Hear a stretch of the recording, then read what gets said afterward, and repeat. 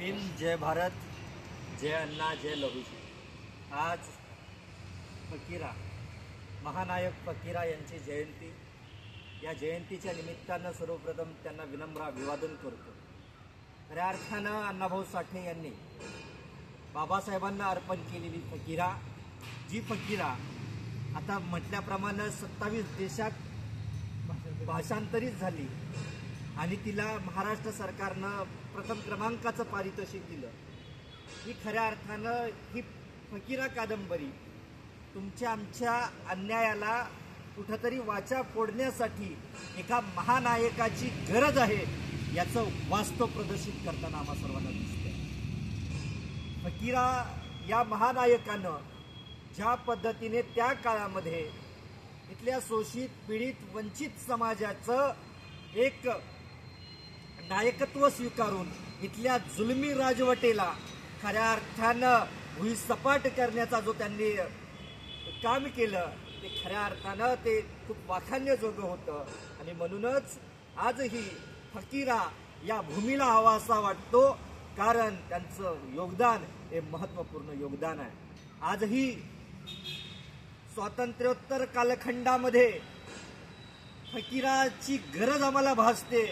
खऱ्या अर्थानं आज जे प्रतिक्रांतीचं सावट या देशावर ओढावलेलं आहे, हे प्रतिक्रांतीचं सावट जर कोण हद्दपार करणार असेल तर फकीरासारखा दुसरा महानायक या धर्तीवर जन्माला येणं फार गरजेचं आहे। तरच या देशामध्ये प्रतिक्रांतीला मोडीत काढणारी एक क्रांती उदयाला येऊ शकते। आणि म्हणून ज्या पद्धतीने या देशामध्ये आंबेडकरोत्तर कालखंडामध्ये पॅन्थर सारखी चळवळ उदयाला आली आणि आज फकीरासारखी चळवळ खऱ्या अर्थानं उदयाला येणं फार गरजेचं आहे। तरच या देशामध्ये गोरे इंग्रज होते, आज काळे इंग्रज आहेत आणि या काळ्या इंग्रजांना आपल्याला जर हद्दपार करायचं असेल आणि आपल्याला राजकीय पटलावर जर उमटायचं असेल तर खऱ्या अर्थानं फकीरा होऊन आपल्याला समाजात फिरावं लागणार आहे। आणि फकीरा झाल्याशिवाय आता गत्यंतर नाही आहे रावण भाऊ, कारण की काळ हा प्रतिक्रांतीचा आहे। तुमच्यासारखे क्रांती करणारे थोडे फार कमी आहेत आणि अशांना आज गोळ्या घालून संपवलं जातंय। पानसरे बघितले, दाभोळकर बघितले, गौरी लंकेश बघितले, हे आपल्या विचारांशी पंगा घेऊ शकत नाहीत म्हणून आपल्याला ठार करतात।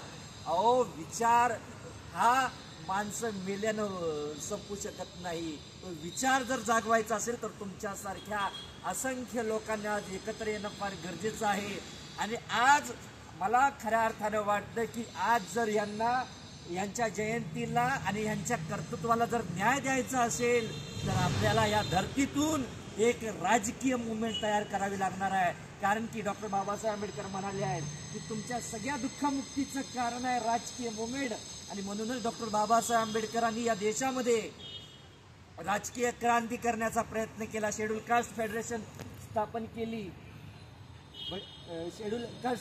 स्थापन केली आणि डॉक्टर बाबासाहेब आंबेडकरांनी RPIचा मसुदा तयार केला। परंतु आजही आम्हाला राजकीय पटलावर उमटायची गरज आहे आणि आज आपण सर्वांनी एक निश्चय बाळगूया या साताऱ्याच्या क्रांतीभूमीतून। होय, आम्ही डॉक्टर बाबासाहेब आंबेडकरांनी म्हटल्याप्रमाणे आम्ही या देशाची शासनकर्ती जमात आहोत आणि शासनकर्ती जमात बनण्यासाठी